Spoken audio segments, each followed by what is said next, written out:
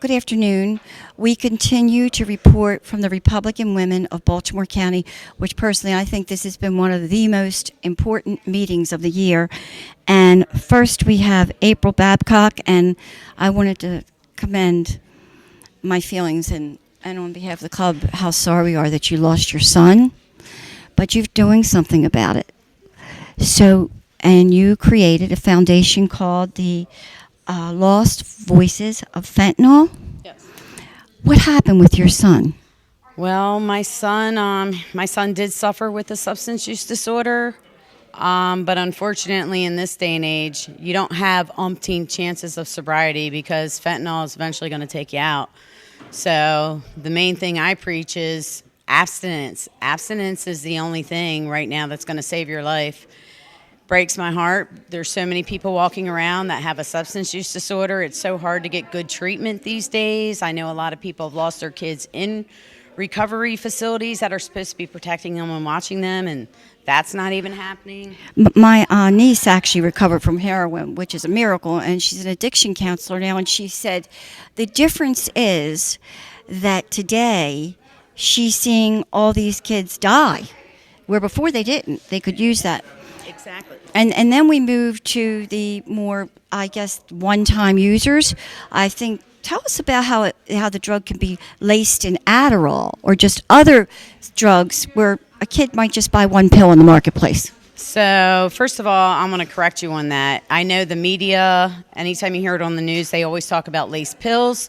In reality, pills are not laced. They're either real pills or they're fake pills. So fake pills are made by Mexican cartels and drug dealers here in their basements. There's no quality control. They get pill presses.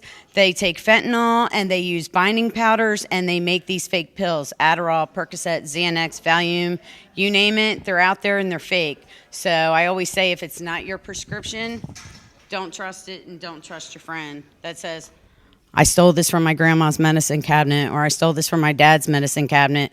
You can't trust it because kids are dying. And unfortunately, I've met a lot of moms that lost their child because their child trusted a very good friend of theirs. Absolutely. It happens all the time. I mean, it happened when we were younger, but now the stuff's killing people. People smoked pot 20 years ago, but now it's fentanyl. Could you share with us some of the statistics that we're seeing in the United States? I mean, for 2022, the stats that I've read is over 110,000 dead Americans. I'm not a real good with the numbers. I'm not a numbers person, and honestly, I can't keep up with the seizures. Every time I turn around, the DEA or Border Patrol, it's like seizures every day, and they're record-breaking numbers. Like, it's complete insanity. Like, there's enough fentanyl to kill every single American. I know I think you mentioned it, yes, because I took notes, that one sweet and low package could kill. So if you had a sweet and low packet, you dump that out in your hand, say that sweet and low packet was fentanyl, that has the potential to kill up to 500 people. So that's fentanyl. So then there's analogs of fentanyl that are way more potent, like carfentanil, acetylfentanyl. That's way more potent than fentanyl. So that could kill even more than 500 people. Like, this is insane. And it's like 1 or 2 grains of salt or sugar could actually kill a person. Yeah, like you see the picture that they use with the pencil tip. Yeah, about 4 grains of salt is enough to kill you if it was fentanyl. I have been following you on Facebook, your Lost Voices of Fentanyl, which I would suggest people join.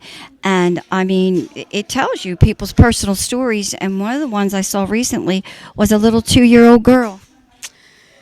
Yeah, and that's the sad thing, and that's why we're constantly out there raising awareness, because before, when people died from drugs, it was people that suffered with a substance use disorder. But now with fentanyl and with the fake pills, this can happen to anybody. It's not just a substance use disorder community problem. This is an everybody problem, and babies are dying. How are babies dying? Do they have a substance use disorder?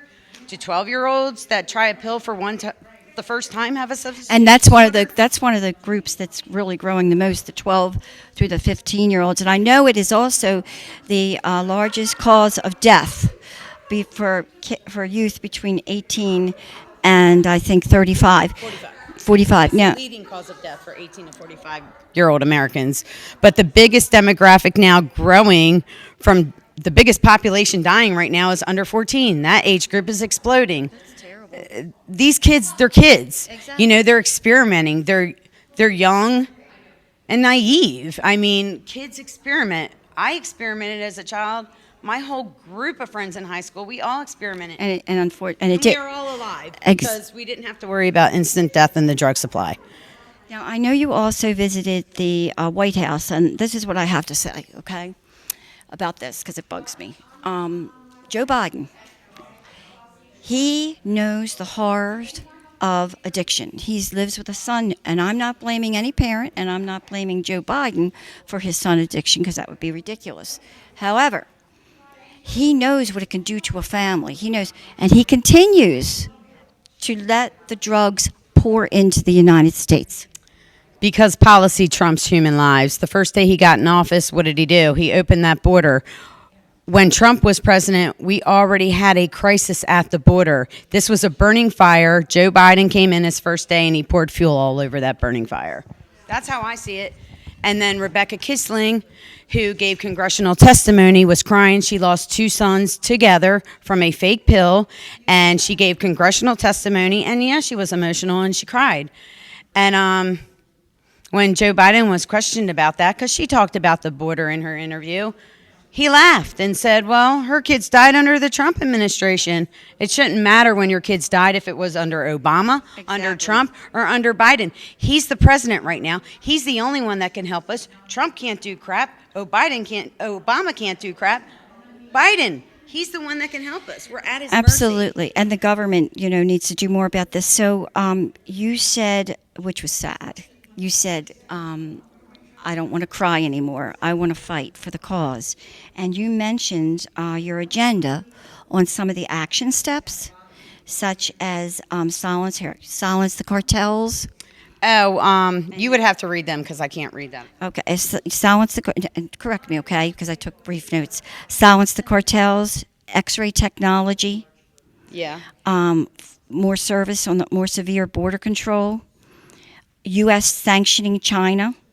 And the cartels being deemed terrorist, and fentanyl becoming a weapon of mass destruction. Absolutely. I mean, so my group, the biggest thing we do, we encourage, like, I didn't make my group to make people feel comfortable. I want you to be uncomfortable. I want you to be angry. I want you to be mad, because when you're angry and you're mad, you get on the phone, you write letters, you send emails. We're at the mercy of our politicians and our government. They're the only ones who can make new laws, change laws, pass bills, really, and we need illicit fentanyl labeled a weapon of mass destruction, and the cartel's a foreign terrorist organization. That'll give our government... It's just unbelievable, April, unbelievable. So where can someone contact you to get help or to donate to your organization?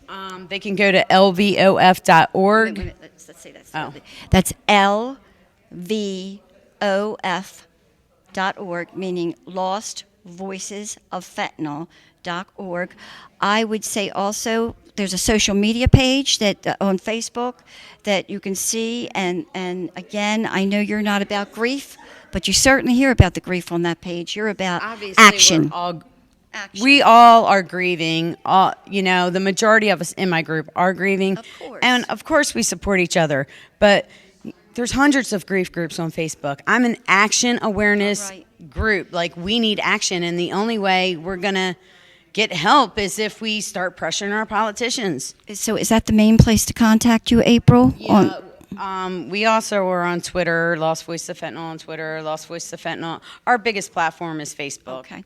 Well, first off, again, you've suffered a tragedy that there could be no worse in life. I mean, I feel bad for you, really. And sorry. Okay. And anything that the Republican women of Baltimore County can do to help you, we will. And I hope that people will share this. Okay? Again, go to April's Facebook page, share this, because I guarantee you almost everybody in this room right now know someone who has suffered from this. And God bless your journey. You're saving souls by this, and your son would be very proud of you for what you've done. I know he is. He watches over me. Thank you. Thank you.